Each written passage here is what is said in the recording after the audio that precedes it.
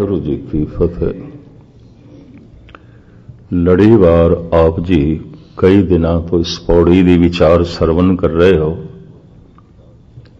क्योंकि ये पौड़ी अपने विच कई प्रकरण छुपाई बैठी है।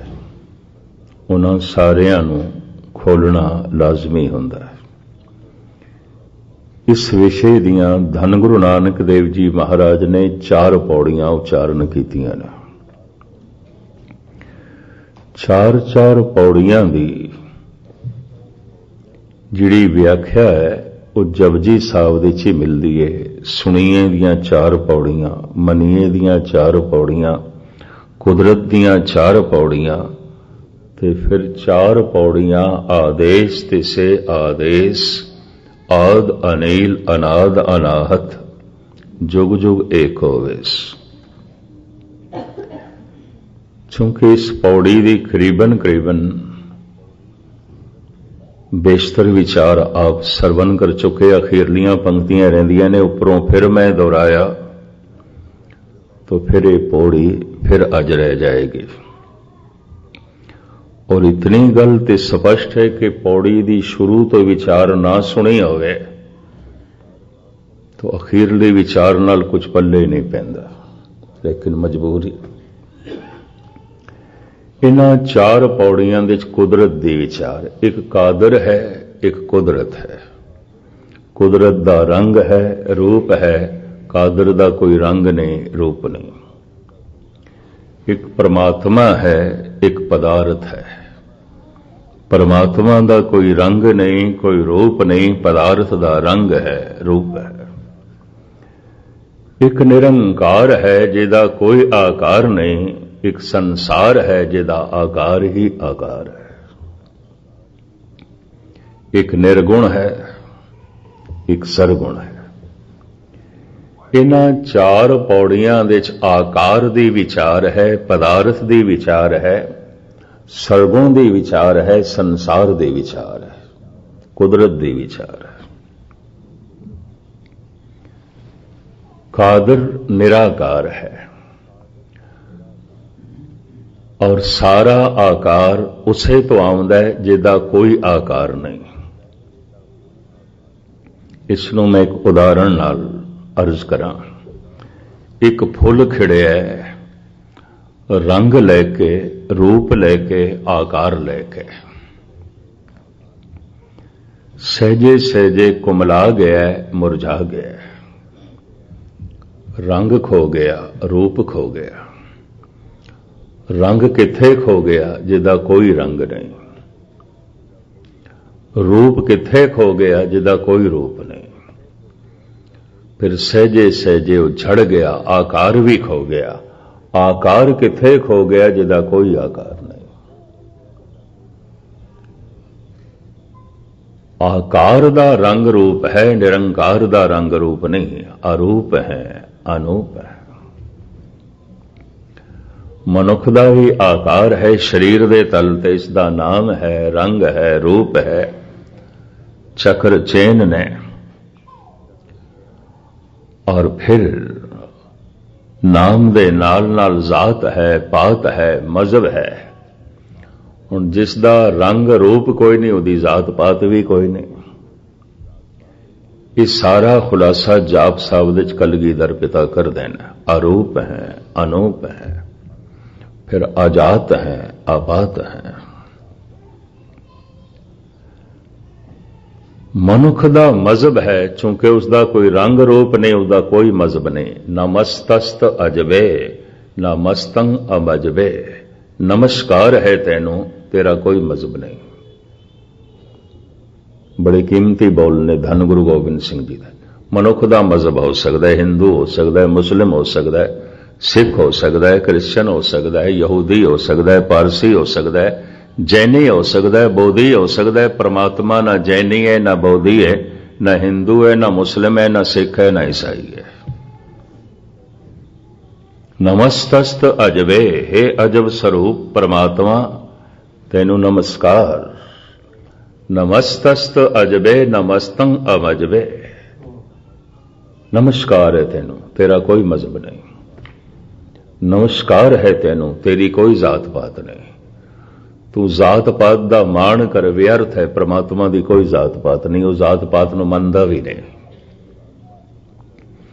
तू रंग रूप का कितना भी मान कर, उसका कोई रंग रूप नहीं है। रंग बनते ने मिटते ने, आकार बनता है मिटता है, कुदरत बनती है मिटती है। जिवें सागर दे लहरां बनदियां ने मिटदियां ने, बनदियां ने मिटदियां ने, आकार बनता है मिटता है। पर जिस तरह लहरां नहीं गिणिया जा सकदियां, ये सारा आकार भी नहीं गिणिया जा सकता। पर एक प्रश्न खड़ा होंदा है, ये आकार किस तरह होया? उपरली पंक्तियां नूं हुण छोड़िए, क्योंकि कल तक लड़ीवार ये सारी विचार दास आप जी के सामने रख चुके हैं, तो हुण मैं दोहराया तो समा उसे च लग जाएगा। ये आकार किवें होया? निराकार तो आकार किवें होया? एक तो विज्ञान की खोज है, साइंस की खोज है, एक गुरु नानक की खोज है कि जिहड़े कोई विज्ञानक रुचियां दे पुरुष होणगे, साइंस दे खोजी साइंटिस्ट होणगे, वो इसनूं परख लैण। क्योंकि मैनू तो इस ढंग की कोई बहुती समझ नहीं। जगत गुरु बाबे ने जो कुछ कहा है वो मैं थोड़े सामने रख रहा हूं। कीता पसाओ एको कवाओ। एक कवाओ होया, एक बोल होया, एक धमाका होया ब्रह्मंड विच। कदों होया और किस तरह होया? और जो बोल होया, वो जो धमाका होया, वो जो कवाओ होया, वो जो आवाज होई, वो की सी? इसनूं बड़े ध्यान नाल सुनना, चूंकि आकार दी विचार सतगुरु दस रहे ने। आकार दी यात्रा किवें चली, इस संसार दी रूप रेखा किवें बनी, इस जिंदगी दे लखां दरिया किवें चल पे, सतगुरु इसनों खोल रहे हैं। कीता पसाओ एको कवाओ।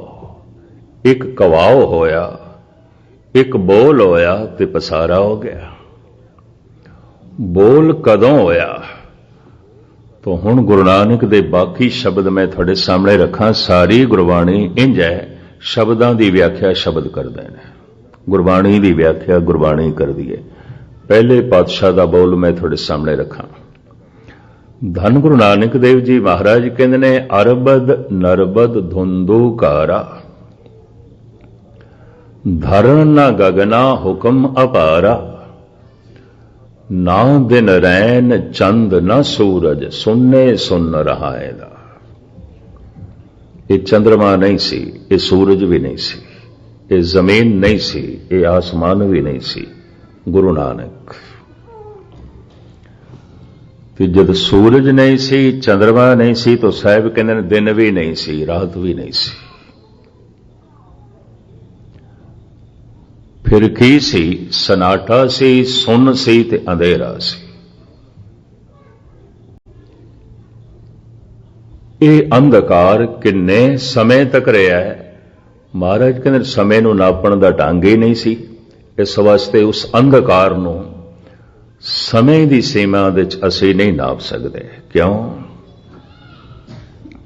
समा है ही नहीं सी। समय नूं नापण दा ढंग है दिन ते रात, ये नहीं सी, ये है ही नहीं सी। मैं पहले पातशाह जी दे धन गुरु नानक देव जी दे बोल फिर दोहरावां। अरबद नरबद धुंधुकारा। जगत तो पहले, आकार तो पहले, नरां तो पहले धुंध ही धुंध सी, अंधेरा ही अंधेरा सी। धारण न गगना हुक्म अपारा। ये धारण धरती नहीं सी, ये गगन जो ऊपर देखते हैं नहीं सी, ये अनंत तारा मंडल नहीं सी, और ये जमीन भी नहीं सी। ना दिन रैन चंद न सूरज, सुनने सुन रहा है। दिन भी नहीं सी, रात भी नहीं सी, सूरज भी नहीं सी, चंद्रमा भी नहीं सी।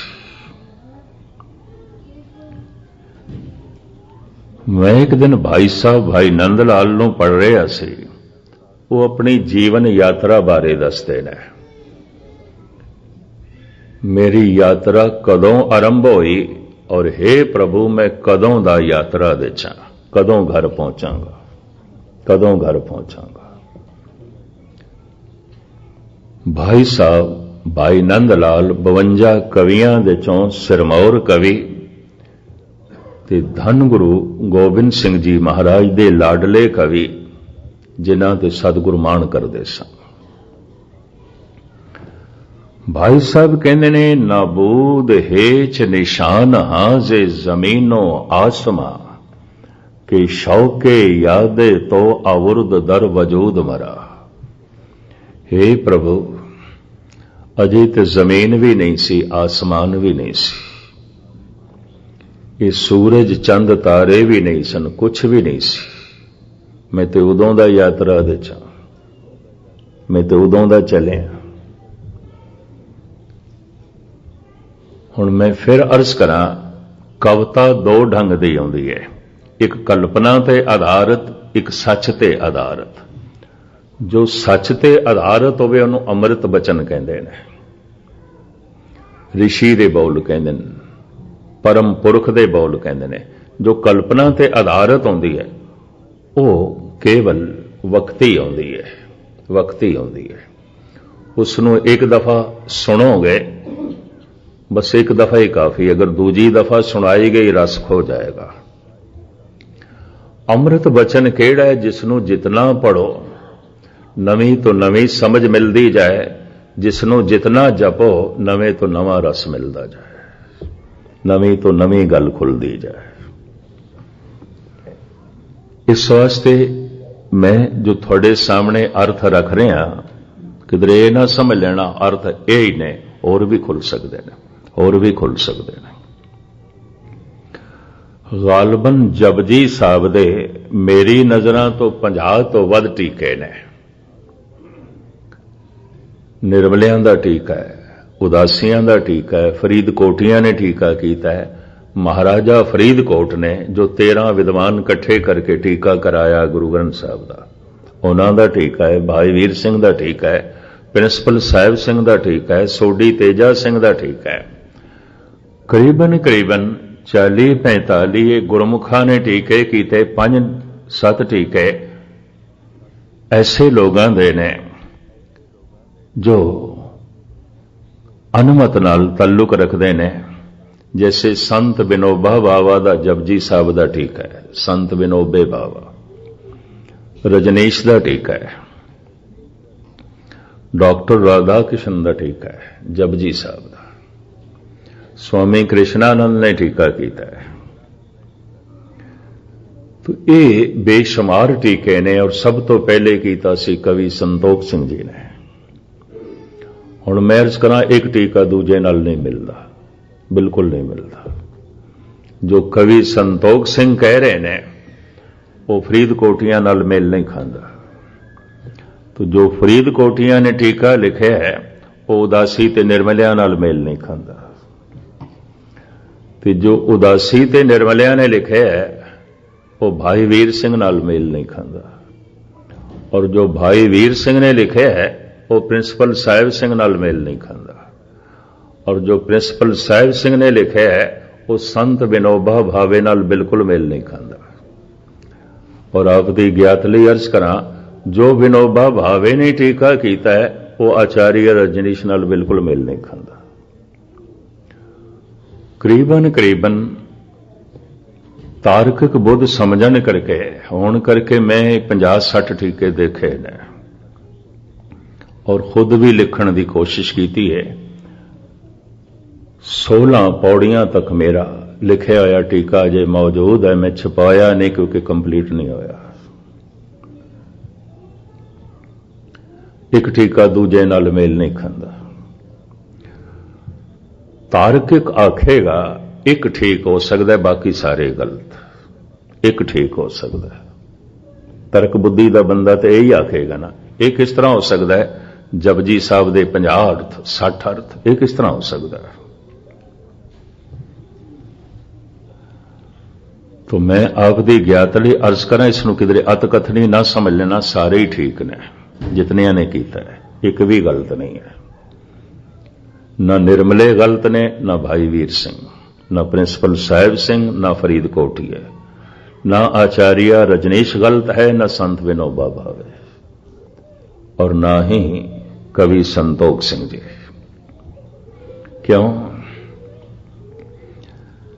जो अमृतमयी बोल आउंदे ने वो किसी एक अर्थ ते टिकदे ही नहीं, होर अर्थ खुलते हैं। अनुभव है, और अनुभव खुलता जा रहा है, और अनुभव खुलता जा रहा है।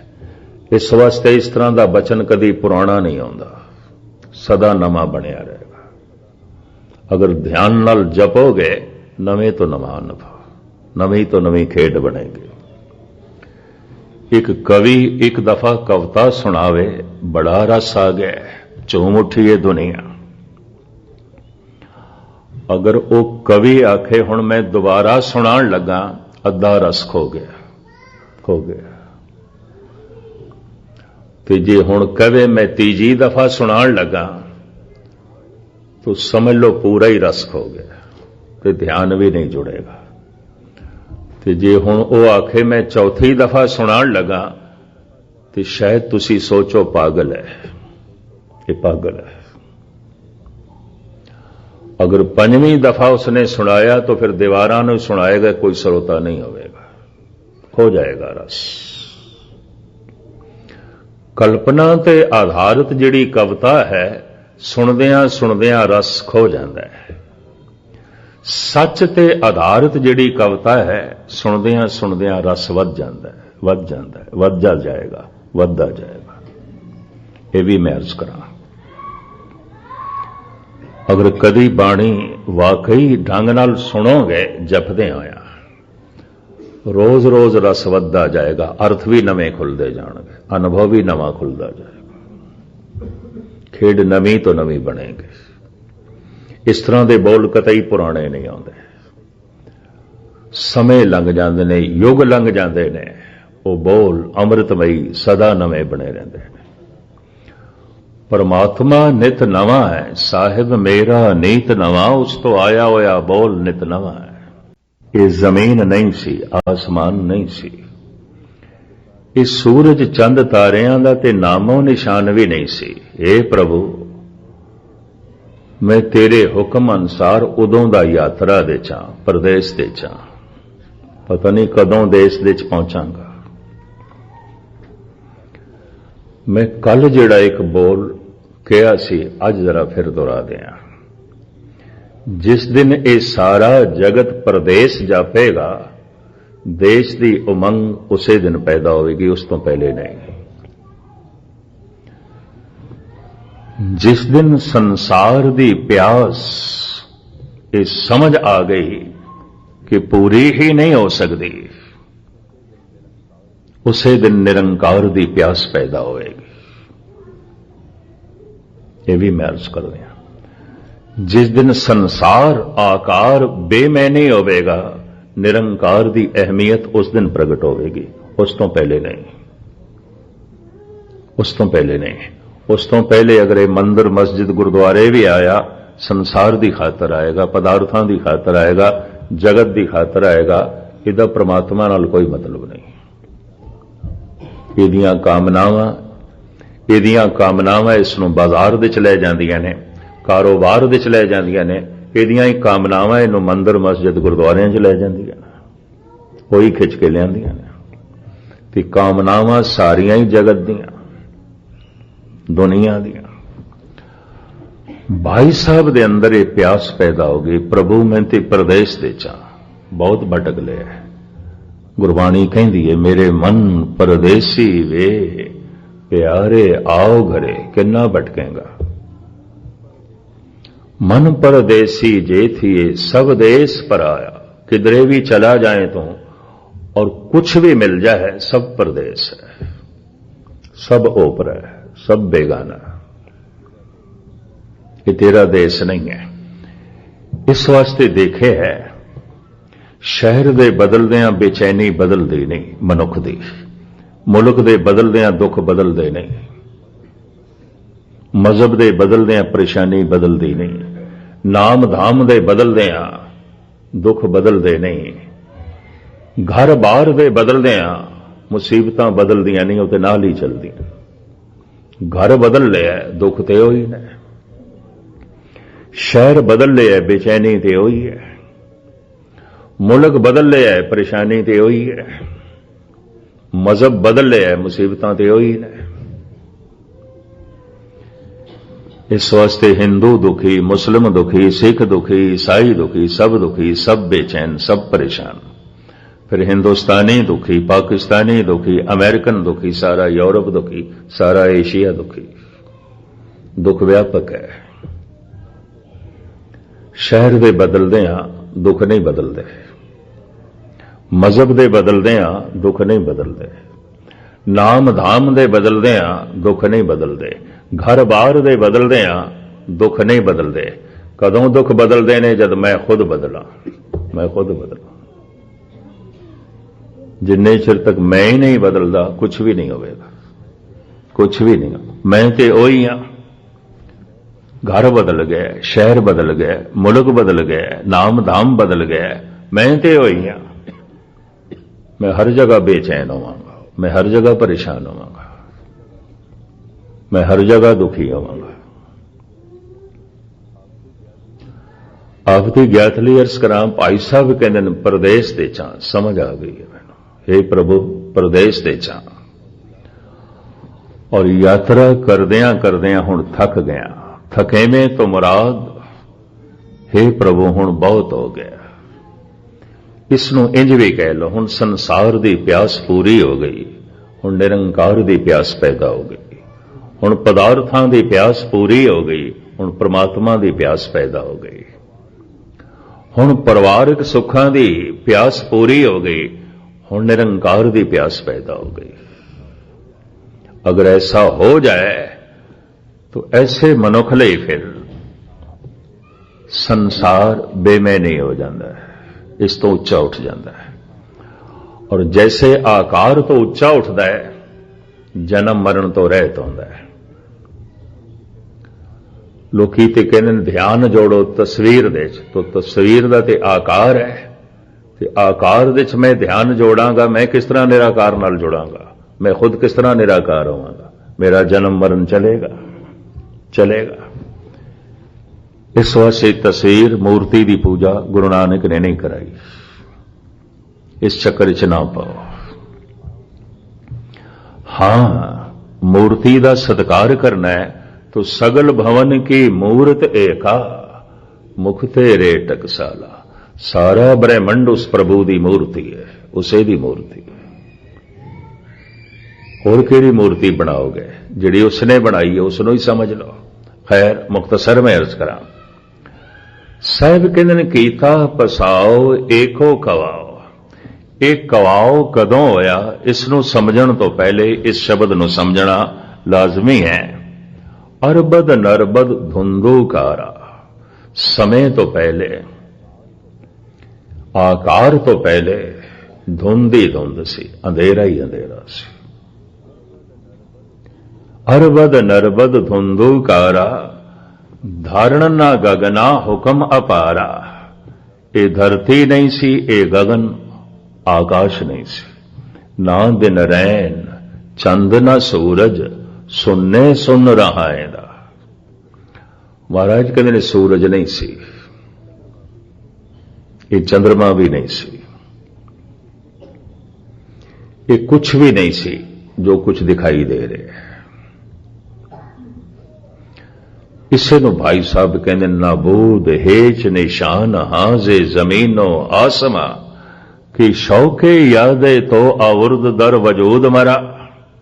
मैं उदों दा चलिया, उसे ही अंधेरे दे च एक धमाका होया, एक कवाओ होया, एक शब्द होया, एक आवाज हुई। हुण प्रश्न खड़ा होंदा है, वो आवाज की है? क्योंकि साहिब कहते हैं वो आवाज ब्रह्मंड दे च मौजूद है, वो परमात्मा की आवाज है, ये नहीं कि वह नाश हो जाए। पता है मुर्दे की पहचान की, बोल खत्म हो गए, दी आवाज खत्म हो गई। बाबा बोलते थे कहां गए, कल खत्म हो गई, मुर्दा। ठाकुर हमरा सद बोलन था, प्रभु सदा बोल रहे, सदा बोल रहे, सदा बोलता है। और दूसरा ऐसा नहीं किसी वक्त कठोर है तो किसी वक्त बख्शिंद है, सद बख्शंद, सदा मेहरबाना। ऐसा नहीं किसी वक्त मेहरबानी करता है किसी वक्त बदला लेंदा है, नहीं, सदा मेहरबान, सदा बख्शिंद। कभी बगौर मुताला करोगे, गुरु अर्जन देव जी महाराज कहते सब कुछ बहुतो बहुत उपाया। मनुख नूं जितना पानी चाहिए अरबां खरबां गुणा ज्यादा बनाया है। मनुख नूं जितनी पवन चाहिए है उस तो अनंत गुणा ज्यादा बनाई है। मनुख नूं जीण लई जितना ऑक्सीजन चाहिए अनंत गुणा ज्यादा है। मनुख नूं रहण लई जितनी धरती चाहिए अनंत गुणा ज्यादा है। सब कुछ बहुत बहुत उपाया। मनुख नूं जितना रिजक चाहिए अनंत गुणा ज्यादा है। लेकिन मनुख असंतुष्ट है, धर्म ते संतुष्टि ते खड़ा है, मनुख असंतुष्ट है। ते अगर असंतुष्ट ताकतवर होवे, शक्ति दे च होवे, वो मनुखी निजाम नूं धर्म भरम कर देंदा है। सारी शिक्षा दी लोड़ है मनुख लई। पशु संतुष्ट ने, अचेत ने, मनुख सुचेत ते हो गया है पर असंतुष्ट है, असंतुष्ट है। और असंतुष्ट मनुख अगर ताकत दे च होवे तो फिर बहुत वड्डा डकैत होवेगा, माड़ा मोटा नहीं, मुल्कां दे मुल्क लुटेगा। असंतुष्ट मनुख अगर शक्ति दे च है, माड़ा मोटा कातल नहीं होवेगा, हजारां दियां गर्दनां उड़ावेगा। असंतुष्ट मनुख अगर ताकत दे च है, माड़ा मोटा दुराचारी विविचारी नहीं होवेगा, अनंत गुणा ज्यादा होवेगा। फर्क सिर्फ इतना शक्ति च होवे, ताकत दे च होवे। फिर 2.5 करोड़ बंदियां दा भी कतल कर देवे तो बादशाह है, उन्होंने किसी ने कातल नहीं आखना। कौन कातल कहता है? जो है हिटलर नो, मौसे तुंग नो, स्टैलिन नो, सब डिक्टेटर कहते हैं उसको, हुक्मरान कहते हैं। शक्ति च है, ताकत दे च है, ताकत दे च होवे तो 2.5 करोड़ बंदियां दा जो कतल है वह भी कतल नहीं है, हुक्मरान है। शक्ति दे च मनुख होवे, मुल्कां दे मुल्क लुट लवे, लुटेरा नहीं है, बादशाह। या मैं इंज अर्ज कर दिया, छोटे लुटेरे लुटेरे आउंदे ने, वड्डे लुटेरे बादशाह होंदे ने। छोटे कातल कातल होंदे ने, वड्डे कातल बादशाह होंदे ने। छोटे दुराचारी दुराचारी होंदे ने, वड्डे दुराचारी बादशाह होंदे ने। जैसे निजाम हैदराबाद दियां 600 बेगमां सन, महाराजा पटियालियां दी 400 महाराणियां। अगर 400 महाराणियां किले नाल बन रखियां ने महाराजा साहब ने, 600 बन रखियां ने नवाब साहब ने। वड्डे दुराचारी नवाब होंदे ने, वड्डे दुराचारी महाराजा साहब होंदे ने, छोटे दुराचारी दुराचारी होंदे ने। दुराचारी कौन? जो असंतुष्ट है। फिर दुराचारी कौन? जो कमजोर है। असंतुष्ट अगर ताकत दे चे तो नवाब साहब है, वो महाराजा है। असंतुष्ट अगर ताकत दे चे वो लुटेरा नहीं है, वो बादशाह है। असंतुष्ट अगर ताकत दे चे वो कातल नहीं है, डिक्टेटर है।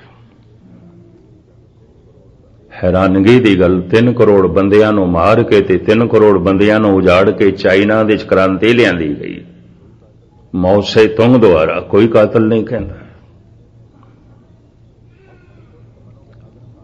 असंतुष्ट मनुष्य अगर ताकत दे चाहे तो फिर कातल नहीं कहलाएगा, भावें करोड़ों का कतल कर देवे। असंतुष्ट ते सारे ही आउंदे ने, गुस्ताखी माफ सारे ही असंतुष्ट आउंदे ने। इस वास्ते सारी मनुखता अधार्मिक है, पर असंतुष्ट अगर कमजोर है तो की करेगा? कुछ भी नहीं। ताकतवर ਨੂੰ ਦੁਰਾਚਾਰੀ ਬਣਨ ਦਾ ਮੌਕਾ ਮਿਲ ਜਾਂਦਾ ਹੈ, ਤਾਕਤवर ਨੂੰ ਪੂਰਾ ਕੁਝ ਲੁੱਟਣ ਦਾ ਮੌਕਾ ਮਿਲ ਜਾਂਦਾ ਹੈ, ਕਤਲ ਗਾਲਤ ਕਰਨ ਦਾ ਮੌਕਾ ਮਿਲ ਜਾਂਦਾ ਹੈ। ਧਰਮ ਖੜਾ ਹੈ ਸੰਤੁਸ਼ਟੀ ਤੇ, ਧੌਲ ਧਰਮ ਦਇਆ ਕਾ ਭੂਤ। अधर्म खड़ा है असंतुष्टि पे। तो संक्षेप दे च मैं अर्ज करा, वो जो परिपूर्ण परमात्मा पता नहीं कितने युग तक वो अपनी अफुर अवस्था दे सी, कोई फुरना नहीं, ताड़ी लाई सिरजनहार सुन समाध दे सी। फिर एक दिन अंधेरे दे विच एक धमाका होया, एक आवाज हुई, कीता पसाओ एको कवाओ। वो कवाओ की सी? कवाओ कहते ने बोल लो, वो बोल की सी? वो बोल अज भी ब्रह्मंड विच मौजूद है, अगर मन चुप कर जाए तो सुनाई देगा, सुनाई देगा। मैं एक दफा फिर अर्ज कर दिया, ये बोल अगर कोई साइंटिस्ट कहे कि विज्ञानक खोज ते पूरे नहीं उतरते, तो उन्होंने कहना पेगा खोज तेरी अधूरी है, जे कर होर तू कर खोज। अगर तैनू नहीं सुनाई देंदा तो जिस ढंग नाल तू सुनना चाहता है उस ढंग नाल सुनाई भी नहीं देगा। मन नू चुप करा, शायद सुनाई देवे। मन नू खामोश करा, मन नहीं चुप करता, किसी का भी नहीं करता। जबान बाणी पढ़ रही होती है, मन कुछ होर पढ़ता है। कन्नां विच कीर्तन पै रहा होंदा है, मन कुछ होर बोल रहा होंदा है, मन बोली जाता है। मन की सुनन की आदत नहीं, मन की बोलन की आदत है। हुण जबान बाणी बोले तो मन कुछ होर बोले, श्रोता कौन बनेगा, कौन सुनेगा, किसने सुनना है? खेड ते सारी सुनन ते खड़ी है। जो सुने उन्होंने श्रोता कहते ने, जिहदा ध्यान कन्नां दे च है, सरवना दे च है, उन्होंने श्रोता कहते ने। ते जिहड़ा श्रोता है उन्होंने कहते ने सुरत दे च है। ते सुरत दे तीन अर्थ ने, मैं दोहरा देवां। सुरत सुनना, सुरत समझना, सुरत जुड़ना। ये ते सुरत दे च है, सुन रहा है, इनू सुरत आ गई, समझ आ गई, इहदी सुरत जुड़ गई, इहदा ध्यान जुड़ गया। जो श्रोता ही नहीं, उन्होंने समझ कित्थों आएगी? कौन गुरबाणी सुनता है? कठिन है, औखा है। मन नू श्रोता बनाना औखा है। लोकी शौकीया तौर पर अखंड पाठ रखा लेंदे ने, घरां च भी रखा लेंदे ने, पर जिस कमरे दे च रखांदे ने उत्थे वड़ना ही भुल जांदे ने, किधरे सुननी ना पै जाए। कौन सुनता है? मनुख मनुखां दी गल्लां सुनदा है, गुरु दी कित्थों? कौन सुनदा है? मनुख गुरु की गल पढ़ भी लैंदा है, जबान नाल पढ़ भी लैंदा है, सुनदा नहीं। सुनना ही तो औखा है, कठिन है, औखा है। तो खैर वो आवाज असी सुन सकते हैं, क्योंकि नाश नहीं हुई, परमात्मा की आवाज है। ठाकर हमरा सद बोलंता, वो बोल की सी जो उस अंधेरे दे सब तो पहले गूंजिया। कलगीधर पिता दे वाक तो मैं ये विचारां आरंभ करा। धन गुरु गोबिंद सिंह जी महाराज कहते ने, ओंकार आद कथनी अनाद। बड़े ध्यान नाल सुनना, वो बोल सी ओंकार। गुरु गोबिंद सिंह जी जिहड़े जाप साहब पढ़ते हैं उन्होंने पता होगा। ओंकार आद कथनी अनाद। अनाद का मतलब है आदि, पहले तो भी पहले। इस तो पहले जो कोई बोल नहीं सी। पहला बोल ब्रह्मंड का केड़ा है? ओंकार। ओंकार। हुण धन गुरु नानक देव जी महाराज नूं लई है, उन्होंने ते ओंकार नामक पूरी बाणी रच दी है। पहला बोल ओंकार है। ओंकार ब्रह्मा उत्पत, ओंकार किया जनचित, ओंकार सैल जुगवै, ओंकार वेद निर्मय। सारी लंबी चौड़ी बाणी का ना ही ओंकार गुरु नानक ने रखे है। और फिर किधरे भुलेखा ना पै जाए कोई होर शब्द है तो ओंकार नाल थां थां ते एका जोड़िया, एक ओंकार, इको यही शब्द है, दूजा शब्द नहीं है। इसे शब्द तो आकार होया है, एक ओंकार। गजब दी गल भगत कबीर भी यही कहते हैं। कबीर दे बोल मैं थोड़े सामने रखा। कबीर दी बाणी धन गुरु ग्रंथ साहब जी महाराज दे गौड़ी श्री कबीर जी 52 अखरी। कबीर कहते ने ओंकार आदमै जाना, लिखे अर मेठे ताए न माना। ओंकार इतना नहीं कि तुसी लिख दो ते मेट दो, इतना नहीं है। ओंकार परमात्मा की आवाज है, ब्रह्मंड दे गूंज रही है। भगत कबीर ओंकार नूं मैं अनादि करके जाना है, पहला बोल करके जाना है, ब्रह्मंड दे च मौजूद है। ओंकार आद में जाना, लिखे अर मेटे ताए न माना। जैन धर्म दे बानी स्वामी महावीर उते मंत्र ही जपदे सन, ओंकार ओंकार। जैनियां दा महामंत्र बन गया ओंकार।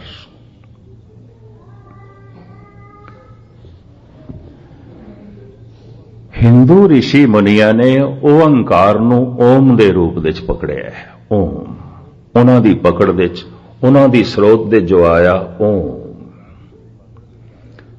गुरु नानक दी पकड़ दे च आया ओंकार, कबीर दी पकड़ दे च आया ओंकार, कलगीधर पिता कहंदे ने ओंकार, स्वामी महावीर कहंदे ने ओंकार, बेशतर उपनिषदां दे ऋषि भी कहंदे ने ओंकार। शायद मैं आपनूं अर्ज कीती है कि नहीं, इंदौर तो कोई 40 मील की दूरी ते एक तीरथ है और गालबन 4000 साल पुराना है। मांधाते दे समय दा चलिया है। मांधाता गुण रवे जैन चकरवे कहायो, पट्टां दे सवईये च ये विचार आउंदे ने। मांधाता एक ऋषि सी, उस तीरथ दा नाम ओंकार है। पूरे शहर का नाम ओंकार है, रेलवे स्टेशन का नाम ओंकार है। उत्थे एक मंदिर है बहुत पुराना। आ सारे कदीमा दे माहिरीन वो दसदे ने ये बिल्डिंग घट तो घट 3500 साल पुरानी होनी चाहिए, क्योंकि पहाड़ नूं तराश के बनाई गई है, मंदिर बनाया गया। उस मंदिर का नाम है ओंकार। उसे ही मंदिर तो कोई 100 गज की दूरी ते है गुरुद्वारा, गुरुद्वारा ओंकार, जिथे गुरु नानक ने ओंकार नामक बाणी उच्चारण की थी। इसका मतलब है उपनिषदां दे ऋषियां की भी पकड़ दे च आई सी ये गल। ओंकार अनाहद नाद है, परमात्मा का बोल है। कीता पसाओ एको कवाओ, ओ एको कवाओ की है ओंकार। उत्पत परले शब्दे होवे, शब्दे ही फिर उपत होवे। उत्पत्ति सारी शब्द तो हुई है, परले भी शब्द तो होवेगी, प्रवेश भी शब्द तो मिलेगा। आए जे शब्द तो सारा ब्रह्मंड शब्द तो आया है। विकास करदा करदा इस धरती ते असीं इस तरह पहुंचे, पता नहीं कितनी लंबी यात्रा। इस लंबी यात्रा नूं इंज बयान करते हैं धन गुरु नानक देव जी महाराज, जैसे कवाओ होया अरबां खरबां सूरज एकदम प्रगट होए, तिसते होए लख दरियाओ। जिंदगी दा दरिया सूरज है, ते महाराज कहते ते लख तो मुराद जो लखे नहीं जा सकते, गिने नहीं जा सकते। अरबां खरबां सूरज एकदम प्रगट होए, और चूंकि अनंत प्रगट होए, एक एक सूरज दे कई कई टुकड़े होंदे गए उस एक कवाओ तो, उस एक बोल तो। और इस तरह ये सारा ब्रह्मंड छोटे वड्डे सूरजां दे राही फैले। फिर साहिब कहते ने भावें इतना चानना होया, इतना प्रकाश होया, फिर धुंध छा गई, फिर धुंध छा गई। धुंध क्यों छा गई? ये अग दे गोले थां थां ते जिथे पै ये ठंडे होने शुरू होए। इन्हां तो धुआं निकलना शुरू होया, धुंध निकलनी शुरू हुई। इस तरह साहिब कहते ने साचे ते पवना भया, पवने ते जल होए। वो धुंध गरम सी, सहजे सहजे ठंडी हुई, पानी बन गई। सहजे सहजे पानी बन गए। उन्हां टुकड़ियां दे भाग भी ठंडे होंदे गए। पहला जीवन पानी दे च बनिया, पहली जिंदगी फिर पानी दे च बनी। इस धरती दी गल, पहला जीवन पानी दे च बनिया।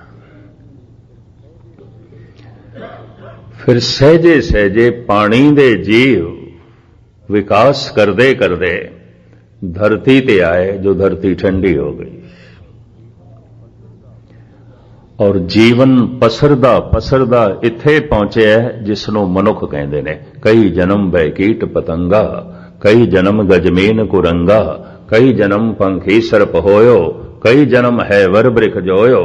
ये लंबी यात्रा। पर पहले जल विच जीवन आरंभ होया। जल ओ गैस ओ धुंध जद ठंडी हुई, उस दे समा पा के जीवन बनया। ये सब कुछ सहजे सहजे होया। जिवें ये अरबां खरबां सूरज आए, एकदम उजाला होया, उस अंधेरे दे प्रकाश होया। एक धमाके नाल, वो धमाका सी ओंकार, बड़ी जोर दी ये ध्वनि। वो धुंध पता नहीं कितने लखां सालां बाद ठंडी हुई, पानी हुई। उस पानी दे च जीवन बनया। पहला जीवन पानी दे च बनया। बकौले गुरु नानक संसार दी जो खोज धन गुरु नानक देव जी महाराज साडे सामने रख रहे हैं। सहजे सहजे ये पानी दा जीवन, ये जल जंतु थल जंतु बने, जमीन ते आए। और प्रकृति इन्हां दा विकास करदी रही, करदी रही, करदी रही। जीवन अचेत सी, जिंदगी अचेत सी। अगे पौड़ियां च इन्हां दा जिक्र आ जाएगा। फिर आखिर प्रकृति ने एक मुजस्मा घड़िया, विकास करदियां करदियां, जिसनों मनुख कहंदे ने, मनुष्य कहंदे ने। बड़ी लंबी यात्रा, बड़े लंबे समय तो तू परदेस ते है। आया तू शब्द तो है, वापसी भी शब्द तो होगी। अगर तेनू ये शब्द ओंकार दी ध्वनि सुनाई देन लग पे ब्रह्मंड दे च, तू प्रवेश कर गया परमात्मा विच। जित दुआरे उबरे तिथे लियो उबार। ए प्रभु, जिथों साडा आवना होया सानू वापस कर, उत्थे सानू पुछा। शब्द दर है, उसे तो आवना होया है। ये दरवाजा ऐसा है, दाखला भी इसे दे राही है, निकास भी इसे दे राही, आए भी इसे दे राही, प्रवेश भी इसे तो मिलेगा। उत्पत परले शब्दे होवे, शब्दे ही फिर उपत होवे। ये शब्द ये धुन जिस दिन सुनाई देन लग पे, मनुख दर ते पहुंच गया, पहुंच गया। हुण मैं अर्ज करा, जो प्रकाश दे रूप दे च परमात्मा है, वही शब्द दे रूप दे च गुरु है, और जो शब्द दे रूप दे च गुरु है, वही प्रकाश दे रूप दे च परमात्मा है। प्रकाश दे रूप दे च ओ घर है, शब्द दे रूप दे च ओ दर है। सो दर कहा, सो घर कहा। अगे फिर इसका भी खुलासा आ जाएगा। शब्द दे रूप दे च ओ दर है, प्रकाश दे रूप दे च ओ घर है। प्रकाशमयी होने वास्ते दर तक पहुंचना बड़ा लाजमी। शब्द दा जप बड़ा लाजमी। जप करदियां करदियां जबान खामोश हो जाए। कदों? जदों वो अगम्य व्यापक शब्द सुनाई देन लग पे। जदों सुनाई देन लग पेगा, जबान चुप हो जाएगी। और जदों शब्द सुनाई देन लगे, ये दर तक पहुंच गया। हो सकता है सारी जिंदगी गुरुद्वारे आंदा होवे अजे गुरु दे दर नहीं पहुंचे। हो सकता है सारी जिंदगी मंदिर मस्जिद आंदा होवे अजे दर तक नहीं पहुंचे। दर तक पहुंचे है, शब्द सुनाई देने लग पे ते शब्द ने प्रवेश करा देना है, परम प्रकाश बना देना है। परमात्मा दे अर्थ ने परम प्रकाश। जो प्रकाश दे रूप दे परमात्मा है वही शब्द दे रूप दे गुरु है, और जो शब्द दे रूप दे गुरु है वही प्रकाश दे रूप दे जो है परमात्मा है। साहिब कहते ने कीता पसाओ एको कवाओ तिस्ते होए लख दरियाओ। उसे ही कवाओ तो उसे ही कबोल तो लखां जिंदगी दे दरिया चले। पता नहीं कितने सूरज बने और एक एक सूरज ने पता नहीं कितनियां कितनियां धरतियां नूं जन्म दिता ते जीवन चलाया। इस धरती दे उत्ते भी जीवन सूरज करके चल रहा है। सूरज एको रुत अनेक नानक करते के केते वेस। तो सूरज कई ने, कई कोट ससियर सूर निकत्र अरबा खरबा सूरज ने। बड़ा लंबा चौड़ा ए पसारा है। कीता पसाओ एको कवाओ तिस्ते होए लख दरियाओ। कुदरत कौन कहा विचार, मैं कौन हाँ इस कुदरत दी विचार करा, इसकी गिणती कर सका, इनू अपने विचार दे च लिया सका, इनू पूरे दे पूरी इस कुदरत नू मैं अपने सोच मंडल दे च लिया सका। मैं कौन हाँ।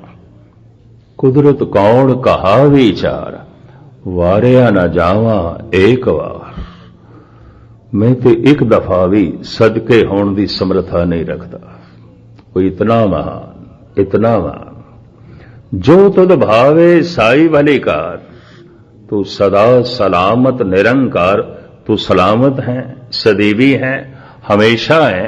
ये प्रभु जो तेनों भावदा है वो ठीक है, वो भला है। इसनों मैं एक दफा फिर खोल देवा ताकि पकड़ विच आ जाए। और गुरु तेग बहादुर साहब दे ही शब्द रखदे हां मैं तुहाडे सामने, जो सारे ही पढ़दे ने भोग दे समय। चिंता तांकी कीजिए जो अनहोनी होए, ए मार्ग संसार को नानक थिर नहीं कोए। ते अर्थ लोकी की करदे ने, अनहोनी हो गई है, तुसी सारे चिंता करो थोड़े नाल अनहोनी ना होए। इस वास्ते ही पढ़ते हैं, सारे ही पढ़न लग पैंदे और सारे इसदे यही अर्थ करते हैं, गुस्ताखी माफ। चिंता तांकी कीजिए जो अनहोनी होए। नहीं, जो दे च विश्राम है, रुक के पढ़ना पड़ेगा। चिंता तांकी कीजिए जो अनहोनी होए। जेकर अनहोनी होंदी होवे ते चिंता करो। गुरु तेग बहादुर साहब जी कहते ने अनहोनी होंदी नहीं तो फिर चिंता केड़ी गल दी, क्यों करते हो। हुण मैं दोहरावां,